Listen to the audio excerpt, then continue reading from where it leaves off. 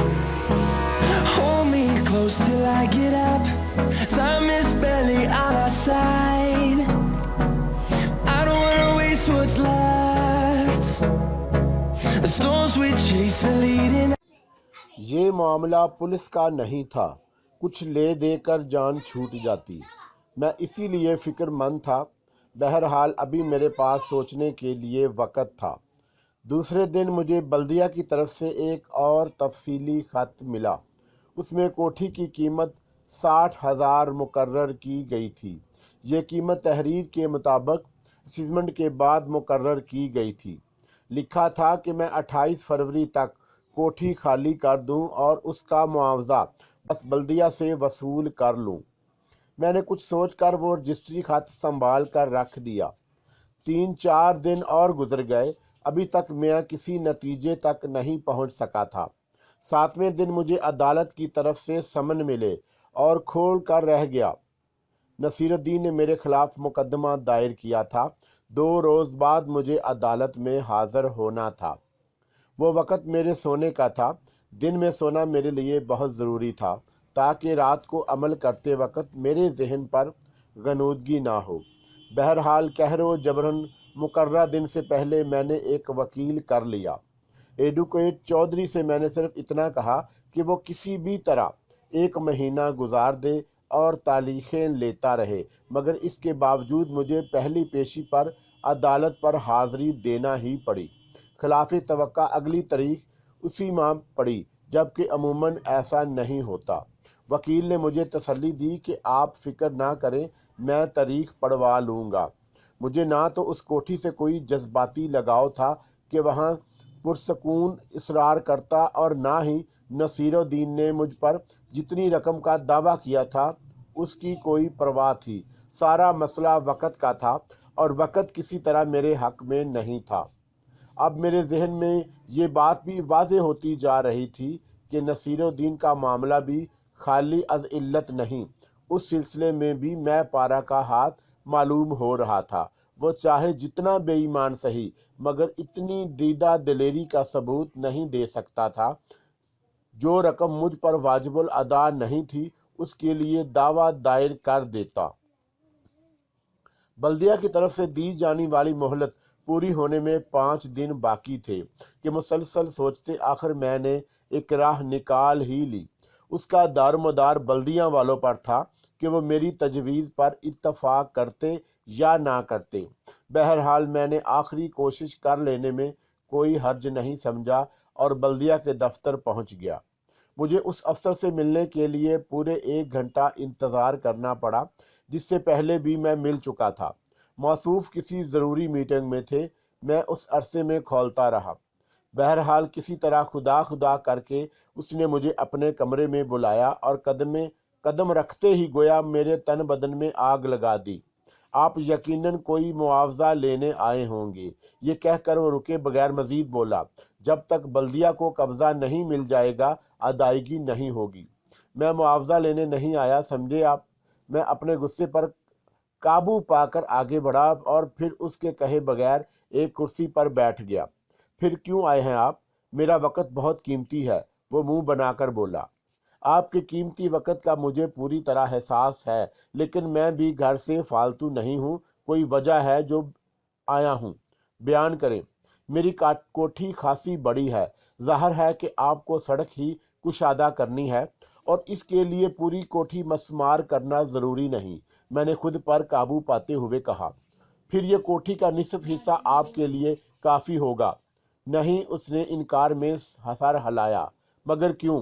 دراصل یہ بات میرے ذہن میں تھی، میں نے اسی لیے اوپر والوں کو ایک تجویز پیش کی تھی جس کی منظوری مجھے مل گئی۔ اس کے بعد پوری کوٹھی ہی مسمار کرنا پڑے گی۔ آپ تو ایسے بات کر رہے ہیں جیسے وہ میری نہیں آپ کی ملکیت ہو۔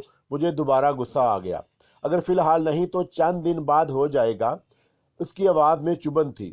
پھر وہ خود ہی بولا، دراصل علاقہ بہت کنجیڈڈ ہے، وہاں کوئی چھوٹا سا پارک بھی ہونا چاہیے۔ میں نے یہی تجویز اور بھیجی تھی کہ وہ جگہ خواہ مخواہ خالی پڑی رہے گی، اس سے تو یہ بہتر ہے کہ وہاں پارک بنا دیا جائے۔ اب سڑک کو کشادہ کرنے کے بعد جو جگہ بچے گی وہاں پارک بنے گا۔ کیا یہ تجویز واپس نہیں لی جا سکتی؟ میں نے یہ سوال کرتے ہوئے انتہائی ضبط کا مظاہرہ کیا۔ آپ یہ کیا بچوں کی سی باتیں کرتے ہیں؟ سرکاری فیصلے آپ کی مرضی کے تابع نہیں ہوتے۔ آپ جا سکتے ہیں۔ خواہ مخواہ آپ نے میرا وقت ضائع کیا۔ مجھے اب عدالت ہی سے رجوع کرنا پڑے گا۔ یہ کہہ کر میں کھڑا ہو گیا۔ ضرور، میں نے تو پہلے ہی آپ کو مشورہ دیا تھا۔ دیر کر دی آپ نے۔ ہاں، یقیناً دیر ہوگی، میں نے کہا اور تیز تیز قدم اٹھاتا ہوا اس کے کمرے سے نکل گیا۔ دراصل وہ کمرہ جہاں میں عمل کرتا تھا کوٹھی کے آخری حصے میں تھا۔ اگر کوٹھی کا نصف بیرونی حصہ مسمار بھی کر دیا جاتا تو فی الحال میں صبر کر لیتا اور عمل کرتا رہتا، مگر اس خبیث نے بالا ہی بالا ایک پارک کی منظوری بھی لے لی اور اب یہ راہ بھی میرے لیے بند کر دی۔ معاملہ صرف 10 روز کا تھا۔ اگر کسی طرح 10 روز گزر جاتے تو پھر مجھے کوئی پرواہ نہیں تھی، چاہے بلدیہ والے پوری کوٹھی مسمار کر دیتے یا آدھی، مجھے کوئی دلچسپی نہ ہوتی۔ اب یہی واحد صورتحال رہ گئی کہ میں اس سلسلے میں عدالت سے رجوع کرتا۔ مجھے کیس جیتنے ہارنے سے بھی کوئی فائدہ یا نقصان نہیں تھا۔ سارا مسئلہ 10 دن کا تھا۔ یہ 10 دن بلدیہ کو کس طرح کوٹھی مسمار کرنے سے روکا جائے۔ میں وہاں سے سیدھا کچہری پہنچا۔ ایڈوکیٹ چودھری اپنے دفتر میں نہیں تھا۔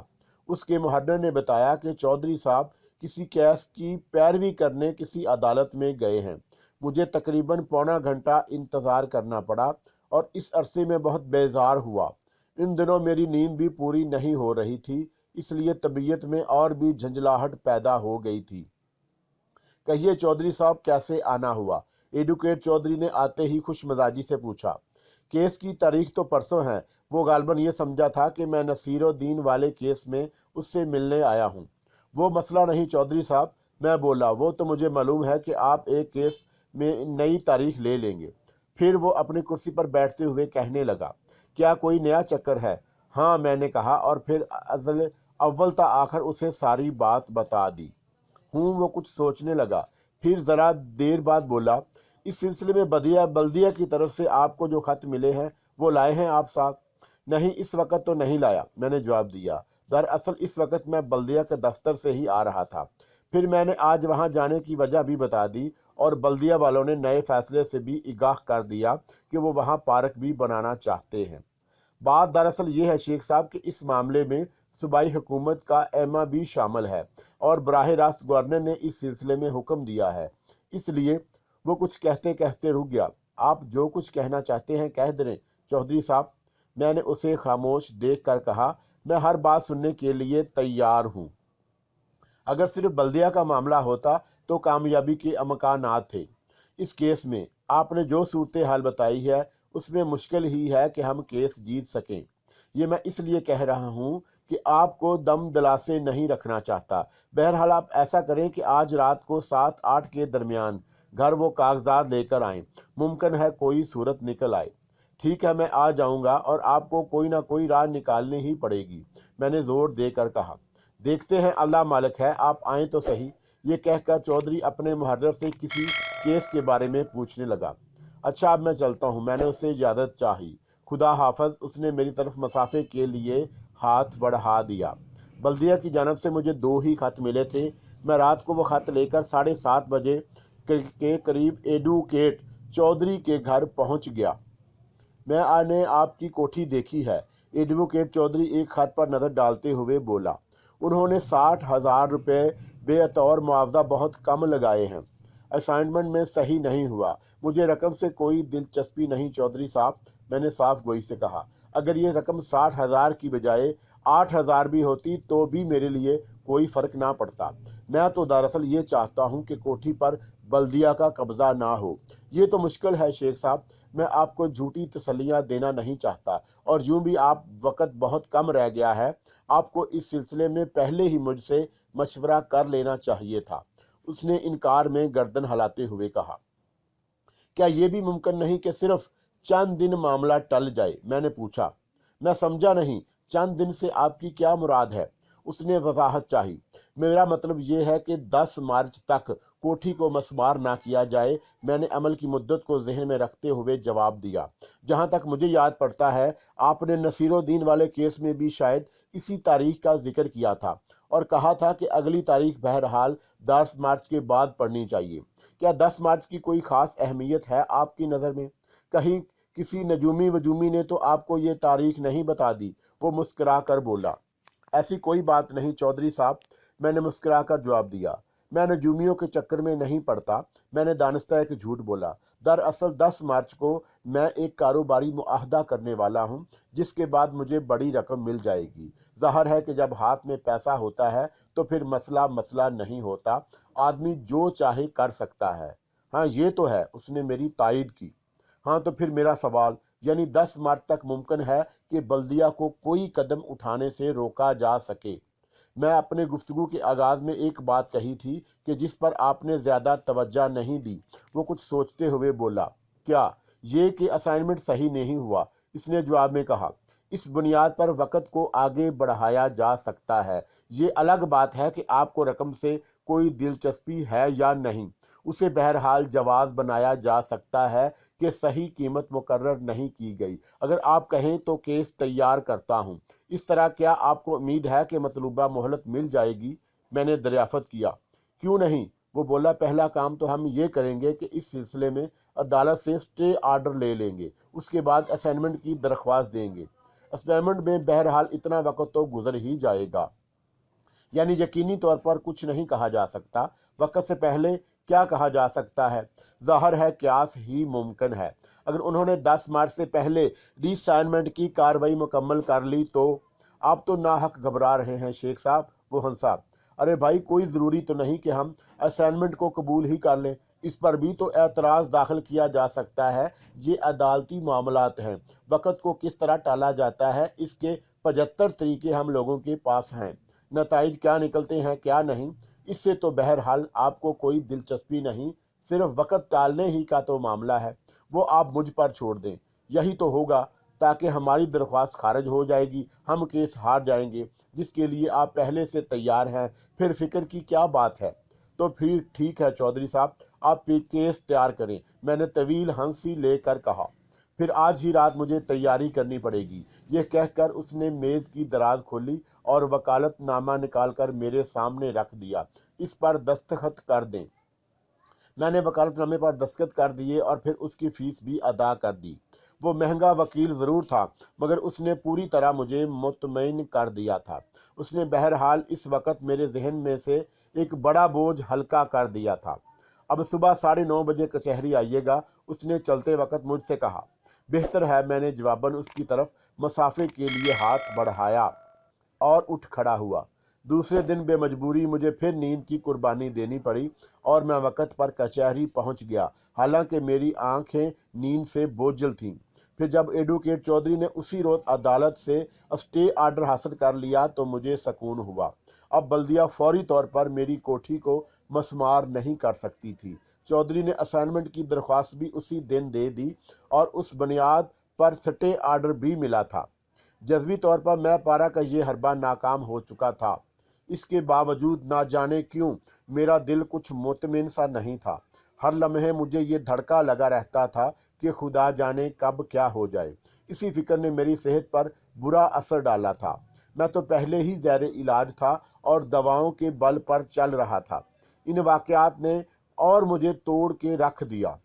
دوسرے دن صبح جب ڈاکٹر امتیاز میری گردن کی زخم کی ڈریسنگ کرنے آیا تو میں نے اس سے اپنا چیک اپ بھی کرایا اور شکایت کی کہ پہلے کی نسبت اب کافی جسمانی کمزوری محسوس کرنے لگا ہوں ڈاکٹر۔ مجھے تو یہی حیرت ہے شیخ صاحب کہ آپ چلتے پھرتے کیسے ہیں؟ ڈاکٹر امتیاز بولا۔ آپ کا مرض آخری مراحل میں ہے اور آپ کو آرام کی شدید ضرورت ہے۔ بس ان دنوں یہی ممکن نہیں ڈاکٹر، پسمردگی سے مسکراتے ہوئے بولا۔ اگر آپ برا نہ مانیں تو میں کہوں گا کہ راتوں کو جاگنا اور عبادت کرنا چھوڑ دیں، آپ کی صحت اس کی اجازت نہیں دیتی۔ صرف چند دن کی بات ہے ڈاکٹر، میرے منہ سے جانے کیسے یہ بات نکل گئی۔ ڈاکٹر امتیاز اس بات کا اور ہی مطلب سمجھا اور مجھے تسلی دینے لگا۔ ایسی کوئی بات نہیں شیخ صاحب، زندگی اور موت اللہ کے اختیار میں ہے۔ رپورٹس کے مطابق تو آپ موجودہ حالت بھی ناقابل یقین ہے، آپ کو بستر سے ہٹنا بھی نہیں چاہیے، مگر آپ خدا کے فضل سے چلتے پھرتے ہیں اور بظاہر صحت مند بھی نظر آتے ہیں۔ میں اس کی بات سن کر مسکرا گیا۔ مجھے مسکراتا دیکھ کر لمحے بھر کو اس کے چہرے پر حیرت نظر آئی، پھر وہ بھی خواہ مخواہ مسکرانے لگا۔ ظاہر ہے کہ اسے یہ بات کس طرح معلوم ہو سکتی تھی کہ چند دن کی بات کیوں کہی گئی ہے۔ عمل کرتے ہوئے اب تک 26 دن گزر چکے تھے اور یہ 27ویں شب کا ذکر ہے کہ میں صبح ہونے سے قبل اپنے کمرے سے نکل کر حسب معمول چوراہے پر روٹی رکھنے جا رہا تھا۔ اب تک میرا عمل تمام شرائط کے ساتھ پوری طرح جاری تھا۔ صدر دروازے تک پہنچنے کے لیے ابھی میں ایک راہداری سے گزر رہا تھا کہ مجھے اپنے دائیں جانب کچھ آہٹیں سنائی دیں اور پھر پھنکار سی سنائی دی۔ بے اختیار میری نگاہ اس پر اٹھ گئی اور میرے ذہن کو ایک جھٹکا سا لگا۔ میرے قدم غیر ارادی طور پر خود بخود رک گئے۔ اسی طرف میری ایک ہندو بنگالی ملازمہ کا کمرہ تھا۔ اس کمرے میں مجھے خفیف سی روشنی دکھائی دی جو کچھ غیر فطری تھی۔ وہ نہ بلب کی روشنی معلوم ہو رہی تھی نہ کسی چراغ کی۔ کمرے کی ایک کھڑکی کھلی ہوئی تھی اور بڑا سا سانپ اس کھڑکی کے راستے کمرے میں داخل ہو رہا تھا۔ میرے ذہن میں خیال آنا فطری امر تھا کہ میری بنگالی ملازمہ سریتا کی زندگی خطرے میں ہے۔ سانپ کمرے میں داخل ہو کر اسے ڈس لیتا۔ فوری طور پر میرے دل میں یہ خواہش پیدا ہوئی کہ سریتا کو خطرے سے آگاہ کر دوں، مگر دوسرے ہی لمحے جیسے مجھے ہوش آ گیا۔ مجھے عمل کی شرائط کے مطابق چوراہے پر روٹی رکھ کر واپس آنے تک کسی سے کلام نہیں کرنا تھا۔ اگر میں دانستہ یا نادانستہ ایسا کر گزرتا تو عمل باطل ہو جاتا۔ میں پارا کا ایک اور حربہ میں نے سوچا اور دل ہی دل میں ہنسا۔ پھر میرے قدم تیزی سے صدر دروازے کی طرف اٹھنے لگے۔ یہ خیریت ہی ہوئی تھی کہ اس دوران مڑ کر نہیں دیکھا تھا، صرف چلتے ہوئے رک کر اس طرف نگاہ اٹھائی تھی۔ سریتا کے کمرے میں غیر فطری سی روشنی نظر آنا اور پھر کھڑکی کے راستے سانپ کو کمرے میں داخل ہوتے دیکھنا، میرے نزدیک یہ سب کچھ فریب نظر ہی تھا۔ کچھ دیر بعد میں اپنی کوٹھی کی طرف لوٹ رہا تھا۔ صبح ہونے میں ابھی ذرا سی دیر تھی اور ہر طرف سناٹا پھیلا ہوا تھا۔ میں نے کوٹھی میں قدم رکھا تو مجھے خلاف معمول اپنے اعصاب پر ایک بوجھ سا محسوس ہوا۔ میری واپسی اسی راہداری سے ہونا تھی جس سے گزر کر میں باہر گیا تھا۔ اب میں چوراہے پر اپنے ہمزاد کے لیے روٹی رکھ کر آ چکا تھا اور عمل کی تمام شرائط پوری کر دی تھی۔ اب کسی بھی فریب نظر یا فریب سماعت یا میرے بولنے سے عمل باطل نہیں ہو سکتا تھا۔ یہی سبب تھا کہ اس راہداری سے گزرتے ہوئے میں چونک اٹھا۔ سریتا کے کمرے میں اب بھی وہی پراسرار روشنی نظر آ رہی تھی۔ اسی کے ساتھ میں نے یہ محسوس کیا کہ کوئی مدھم اور دبی دبی آواز میں سب کچھ کہہ رہا ہے اور یہ آواز 100% مردانہ تھی۔ میں رک گیا۔ اب میں بجا طور پر یہ سوچنے میں حق بے جانب تھا کہ کوٹھی سے جاتے ہوئے میری نگاہ نے جو منظر دیکھا تھا وہ فریب نظر ہرگز نہیں تھا، کچھ نہ کچھ تھا ضرور۔ کیا؟ یہی جاننے کے لیے دبے پاؤں اس کی طرف بڑھا۔ کمرے کا دروازہ بند تھا مگر کھڑکی اب تک کھلی ہوئی تھی۔ میں دیوار سے لگ کر کھڑکی کے قریب کھڑا ہو گیا۔ کمرے کا اندرونی منظر اب تک میری نظروں سے اوجھل تھا مگر آواز، اندر گونجنے والی سرگوشیاں اب مجھے واضح طور پر سنائی دے رہی تھیں۔ وہ مردانہ آواز میرے ملازمین میں سے کسی کی نہیں تھی، وہ آواز میرے لیے قطعی اجنبی تھی۔ کون؟ شیخ کرامت؟ میں کسی سے نہیں ڈرتا، تو میرے ساتھ چل، میں کچھ اور سننا نہیں چاہتا۔ مجھے مردانہ آواز سنائی دی اور جو کوئی بھی تھا یقیناً سریتا سے مخاطب تھا۔ میں تیری بنتی کرتی ہوں، مجھے یہاں چین سے رہنے دے اور چلا جا۔ یہ التجا آمیز آواز سریتا کی تھی۔ ہاں، یہ تو نے ہی بتایا نہیں کہ ابھی کہ کہیں اس شیخ کے بچے نے تجھے خراب تو نہیں کر دیا؟ بول، جواب دے۔ اگر اس نے ایسا کیا ہے تو پھر میرے انتظام سے نہیں بچ سکے گا۔ تو یہاں آ کیسے گیا میرے بند کمرے میں؟ مجھے تو یہی حیرت ہے۔ سریتا کی آواز آئی۔ جواب میں ہلکی سی مردانہ ہنسی کی آواز سنائی دی۔ پھر کہا گیا، میں یہاں اپنی شکتی کے بل پر آ گیا۔ تو اگر 7 پردوں میں ہوتی تو میں تجھ تک پہنچ جاتا۔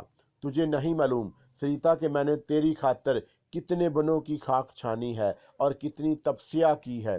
जब मुझे ये ज्ञान प्राप्त हुआ कि तू इसी से समझ ले कि मुझ में कितनी शक्ति आ गई है। क्या तू भूल गई कि तेरी ही खातिर मैंने शंकर का खून कर दिया था, क्योंकि वह तुझे चाहने लगा था और मैं अब किसी रकीब को बर्दाश्त नहीं कर सकता था, वो शंकर हो या। मगर मैं तो आज भी शंकर को चाहती हूँ और तुझसे नफरत करती हूँ, खबीस बूढ़े। सरिता की आवाज़ में बला की नफरत थी। हाँ, मुझे खबर है कि शंकर को किसी सांप ने नहीं, तूने डसा था। तूने ही उसकी झोंपड़ी में जहरीले सांप को लाकर छोड़ा था। जा, चला जा शबू, चला जा यहाँ से, वरना मैं तेरा खून कर दूंगी। अब सरिता की आवाज़ कुछ तेज हो गई थी। गुस्सा करती है तू और भी प्यारी लगती है, ढटाई से कहा गया। फिर हंसी की आवाज़ आई। तू मेरे बेबसी पर हंस रहा है। अच्छा, मैं बताती हूँ तुझे। सरिता की आवाज़ में शदीद गुस्सा था। फिर मैंने कदमों की शाप चाप सुनी। सरिता गुस्से में उस अजनबी शबू की तरफ बढ़ रही थी। अब तक मेरे सब्र सुकून और ज़बत के साथ सब कुछ सुनता रहा। मैं ये समझने की कोशिश कर रहा था कि आखिर मामला क्या है। अगर अब मेरी कुव्वत बर्दाश्त जवाब देती जा रही थी। मेरे लिए तौहीन की बात थी कि कोई अजनबी इस तरह मेरे घर में दाखिल होकर मेरी एक मुलाजमा को धमकियां दे, और मुलाजमा भी वो जो मेरी मंजूर नज़र थी। उसके अलावा उसने खुद मेरे लिए भी तौहीनआमेज़ अल्फाज इस्तेमाल किए थे। इससे पहले कि मैं मदाखलत करता, मुझे सरिता की खौफजदा सी आवाज़ सुनाई दी, और उसी वक्त मैंने किसी के ज़मीन पर गिरने की आवाज़ भी सुनी। मैंने तेज़ी के साथ आगे बढ़ के खिड़की के कमरे से अंदर झांका। मैंने अपनी ज़िंदगी में बड़े अजीब और हैरत अंगेज़ मंजर देखे हैं, मगर वक्ती तौर पर मुझे कमरे के अंदरूनी मंजर ने जैसे अपने शहर में गिरफ्तार कर लिया। मेरी पहली नज़र सरिता पर पड़ी। वो फर्श पर चित पड़ी थी और उसकी आंखें हैरत से फटी हुई थीं। उसके चेहरे के करीब एक बड़ा सा स्याह सांप फन गाड़े झूम रहा था। सांप की आंखें गैर मामूली तौर पर बड़ी थीं और अंगारों की तरह दहक रही थीं। ऐसे मालूम हो रहा था जैसे सांप की आंखों से रोशनी निकल रही हो, जो बराह रास्त सरिता के चेहरे पर पड़ रही थी। इस सुर्ख रोशनी में सरिता का हसीन चेहरा बेहद अजीब लग रहा था। ये सिर्फ चंद लम्हे का मंजर था जो मेरे जहन पर जैसे जम कर रह गया। मैंने सांप को जैसे चौंकते देखा और फिर दूसरे ही लम्हे उसका रुख खिड़की की तरफ हो गया, बिल्कुल इस तरह जैसे उसने मेरी मौजूदगी को महसूस कर लिया हो। मेरे जिस्म में खौफ की एक लहर सी दौड़ गई। फिर मैंने सांप को तेजी से खिड़की की तरफ आते देखा। उसकी आंखों में अब शोले लपक रहे थे। मुझे एतराफ़ है कि इस वक्त मैं घबरा गया था। इसी खौफ के ज़ेर असर इंतहाई तेज़ी के साथ खिड़की से हट गया। अब मुझे सांप की फुंकार भी सुनाई दे रही थी। मैं बेहवासा होकर राहदारी में भागने लगा। फिर मैंने अपने कमरे में पहुंचकर ही सुकून का सांस लिया। अपने कमरे में दाखिल होते ही मैंने दरवाज़ा बंद कर लिया। फ़ौरन में ही मेरी निगाह खिड़की की तरफ उठी थी जो बंद थी। जिसे दिन से मैंने अमल शुरू किया था तो खिड़की बंद ही रहती थी। यकीनन खौफ ही का असर था कि ये बात मैं भूल गया। मेरा मुलाजिम अरशाद अली मुझे इस तरह भागते हुए कमरे में दाखिल होते देखकर यकीनन कुछ सोचा होगा, मगर वो बोला कुछ नहीं। फिर बाद में मैं भी उसकी इतनी हिम्मत नहीं हुई थी कि कुछ पूछता। अपने कमरे में पहुंचकर मैंने ये अजीब बात महसूस की कि पहले मुझे अपने असाब पर बोझ सा मालूम हो रहा था, वो ख़त्म हो चुका था। इसके अलावा खौफ में भी बड़ी हद तक कमी आ गई थी। कुछ देर बाद मेरे हवास मामूल पर आ गए और मैं गुजरे हुए पुरस्कार वाक़े के बारे में सोचने लगा। ये वाक़या यकीनन फ़रेब नज़र नहीं था और ना ही इसका कोई अकली जवाज़ ही मुमकिन था। मैंने अपनी मुलाजमा सरिता के कमरे में वाज़े तौर पर एक फ़र्द की आवाज़ सुनी थी, मगर जब खिड़की से झांक कर देखा तो वहाँ सरिता के सिवा मुझे सिर्फ एक स्याह सांप नज़र आया। अगर वाकई वहाँ कोई आदमी था तो वो कहाँ गया? इस सवाल ने मुझे एक नई राह सुझाई। अब तक ये बराह रास्त मेरे तजर्बे में कोई ऐसी बात नहीं आई थी। हाँ, मैंने इसके मुतल्लक सुना ज़रूर था। अमूमन यह कुव्वत जिन्नात के मुतल्लक मशहूर थी। वो जिसका जिस्म चाहें अपना लेते हैं, खसूसन जानवरों का जिस्म। मैंने सुना था कि जिन्नात कुत्ते, बिल्ली और सांप की शक्ल में भी ज़ाहिर हो जाते हैं, लेकिन उसकी तस्दीक नहीं हुई थी। پیش آنے والے واقعے کو میں اسی نہج پر سوچ رہا تھا۔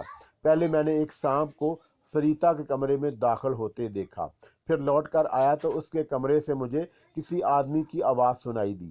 اس کے بعد مجھے وہاں کوئی آدمی نظر نہیں آیا بلکہ وہی سانپ دکھائی دیا۔ اگر میں مفروضے کو درست مان لیا جاتا کہ پرسرار قوتیں رکھنے والا کوئی شخص سانپ بن کر وہاں آیا تھا تو کوئی الجھن نہیں رہتی تھی۔ وہ سانپ کی جون میں وہاں آیا اور پھر کمرے میں پہنچ کر دوبارہ اپنے اصل جسم میں ظاہر ہو گیا۔ پھر جب سریتا غصے میں اس کی طرف بڑھی تو سریتا کو خوفزدہ کرنے کے لیے وہ دوبارہ سانپ بن گیا۔ اگر ایسا نہیں تھا تو پھر وہ کون تھا جس کی آواز میں نے سنی تھی؟ اس سے قطع نظر سریتا کے اور اس کے درمیان جو گفتگو ہوئی تھی اس سے بھی یہی ظاہر ہوا تھا کہ اس شخص کے پاس کچھ پرسرار اور غیر معمولی قوتیں ضرور ہیں، جس کا اس نے دعویٰ بھی کیا تھا۔ سریتا کے ماضی کے بارے میں مجھے زیادہ علم نہیں تھا اور نہ میں نے اس کی کبھی ضرورت محسوس کی۔ مجھے صرف اتنا معلوم تھا کہ بنگال کے کسی گاؤں کی ہے۔ اب اسے کئی سال پہلے میرے ملازم خاص ارشاد علی اسے لے کر آیا تھا اور میں نے اسے بہت پسند کر لیا تھا۔ ارشاد علی کو علم تھا کہ میں بدصورت ملازماؤں کو پسند نہیں کرتا۔ اس کے علاوہ اور بہت کچھ بھی جانتا تھا۔ اسے میرے ذوق اور پسند کا پورا اندازہ تھا۔ اب سریتا کی جو کہانی مجھ پر ظاہر ہوئی وہ مختصراً یہ تھی کہ وہ کسی نوجوان شنکر سے عشق کرتی تھی جسے ایک بوڑھے شخص شبو نے رکابت میں قتل کر دیا تھا۔ سریتا اس بوڑھے سے نفرت کرتی تھی اور یہ نفرت اب بھی برقرار تھی۔ شنکر کے قتل کے بعد مجھ تک وہ کب کیسے پہنچی اور درمیان میں کتنا عرصہ گزرا، اسے کیا واقعات پیش آئے، کن حالات سے گزرنا پڑا، یہ سب کچھ تاریکی میں تھا۔ درمیانی کڑیاں غائب تھیں۔ ان کڑیوں کو جوڑنے کی صورت یہی تھی کہ میں اس سلسلے میں سریتا سے استغفار کرتا۔ اس استغفار کی ضرورت یوں بھی تھی کہ اس شخص نے سریتا سے ایک ایسی بات بھی پوچھی تھی جو مجھے کھٹک گئی تھی۔ اس کے یہ الفاظ اب بھی میرے کانوں میں گونج رہے تھے کہ کہیں اس شیخ کے بچے نے تجھے خراب تو نہیں کر دیا؟ اگر اس نے ایسا کیا ہے تو پھر وہ میرے انتقام سے نہیں بچ سکے گا۔ یہ صورتحال بہرحال میرے لیے تشویشناک تھی۔ پھر میرے لیے یہ بات بھی ایک معمہ تھی کہ میری موجودگی کو محسوس کر کے وہ وہاں مزید کیوں نہیں ٹھہرا، میری طرف کیوں لپکا۔ بیٹھے بٹھائے خواہ مخواہ میرا ایک دشمن پیدا ہو گیا، اور اگر میرے اندازے درست ہوئے تو وہ دشمن میرے لیے خطرناک ثابت ہو سکتا تھا، خصوصاً ایسی صورت میں جب کہ عمل ابھی پورا نہیں ہوا۔ اگر حمزاد دوبارہ میرے قابو میں آ جاتا تو یقیناً میں اس سے نمٹ سکتا تھا۔ مجھے اس کی طرف سے خوف زدہ ہونے کی اتنی ضرورت نہیں تھی، مگر فی الحال صورتحال مختلف تھی۔ اس دوران میں فجر کا وقت ہو گیا۔ میں نے نماز پڑھی اور پھر ہلکا سا ناشتہ کر کے سونے کو لیٹ گیا۔ سریتا سے گفتگو میں نے سو کر اٹھنے تک موقوف کر دیا تھا۔ میں ابھی لیٹا ہی تھا کہ ارشاد علی نے ڈاکٹر امتیاز کے آنے کی اطلاع دی۔ وہ میری ہدایت پر صبح ہی صبح آ جاتا تاکہ میری نیند خراب نہ ہو۔ وہ ڈریسنگ کر کے چلا گیا تو مجھے سونے میں زیادہ دیر نہ لگی۔ رات بھر جاگ کر یوں بھی جلد ہی نیند آ جاتی ہے۔ دوپہر کو سو کر اٹھنے کے بعد حسب معمول میں نے نہایا، لباس تبدیل کیا، نماز پڑھی، کھانا کھایا، پھر کچھ دیر آرام کیا۔ اس کے بعد ارشاد علی کو بلایا۔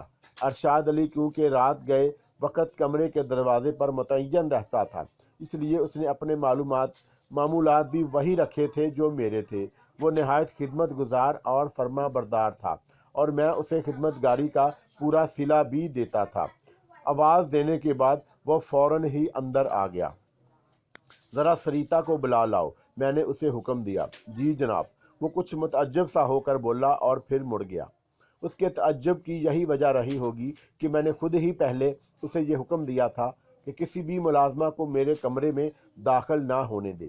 اسی سبب میرے کمرے کی صفائی بھی ان دنوں وہی کرتا تھا۔